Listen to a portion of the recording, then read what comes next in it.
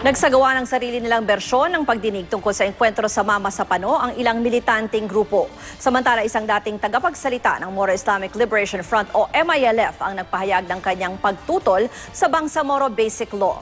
May report si Michael Fahati. Yan ang napakalaking casualty ngayon. Isang people's hearing ang isinagawa ng mga militanteng grupo sa kalye para mas busisiin pa daw ang nangyari sa Mama Sapano. Dito ipinaparinig nila sa mga tao ang recording ng testimonya ng iba't ibang opisyal na sumalang na sa Senado at Kamara. Saka pag-uusapan ng mga dumalo. Imbitado ang ilang kongresista para makibahagi. Alam ng Pangulo ang nangyaring operasyon. Maaga pa lang alam niya na may bakbakang nagaganap pero wala siyang kaagad na ginawang aksyon. Alam at nakialam ang Estados Unidos sa operasyong ito at lumabag sila sa ating konstitusyon, sa ating mga batas. At siyempre, malaking problema na ang isang suspendidong general tulad ni General Purisima ang nagpapatakbo at nakikialam sa operasyon. Susunod-sunod rin daw nila ang People's Hearing at rally na gaganapin sa February 25 sa EDSA Shrine at February 27 naman sa Menjola. May isa pang panawagan ng ilang kritiko ng administrasyon. Huwag daw ipasa ang Bangsamoro Basic Law o BBL. Mismong ang dating tagapagsalita ng Moro Islamic Liberation Front o MILF na si Ed Cabalu ang nagsabing unconstitutional daw ang BBL at huwag dapat ituloy.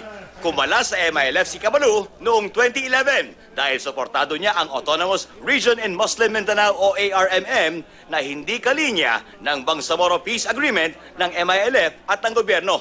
Ayon kay Cabalu, ang nangyari sa Mama Sapano ay patuloy lang na hindi uubra ang BBL dahil ngayon pa lamang hindi na ito nirerespeto.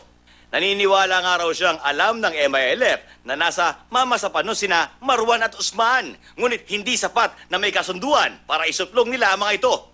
I believe the MILF, ang kanilang rason is not their priority. Paano ka makumbinsi? Yung mismong katuwang ng gobyerno sa pagpirma ay hindi rin kumbinsido. How much more doon sa mga tao na hindi kasama? Dagdag pa ni Cabalu, dapat daw buhayin na lang muli ang 1996 Final Peace Agreement at ipatupad ang ilang probisyon nito, lalo na ang economic programs para sa mga Moro. At baka may mas pag-asa pa raw na mapasali sa Peace Pact ang iba pang grupo gaya ng Bangsamoro Islamic Freedom Fighters o BIFF at Moro National Liberation Front o MNLF. Marami nang pinirma ng gobyerno. Ang gobyerno kasi hindi marunong mag-implement ng kanilang pinirmahan. Ang mga pahayag na tulad nito ang kinatatakutan ng ilang peace advocates. Kapag hindi raw kasi itutuloy ang BBL, posibleng mas magkagulo pa raw sa Mindanao.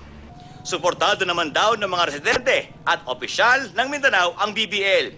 The BBL seems to be the most realistic hope. A peace agreement was signed, and now, as with so many other conflicts around the world, you come to the very challenging stage of implementation. But without implementation, it's only a piece of paper. Panawagan ng Malacanang sa publiko, silipin ang draft ng Bangsamoro Basic Law na naka-upload sa gov.ph para maiwasan ang di umano'y misinformation ng mga grupong kumukonta dito. Tanggap na nating magkakadelay, 'di ba? But ang importante, it's still on the table. We will continue to stay the course, at least for this peace. Michael Fahatin, GMA News.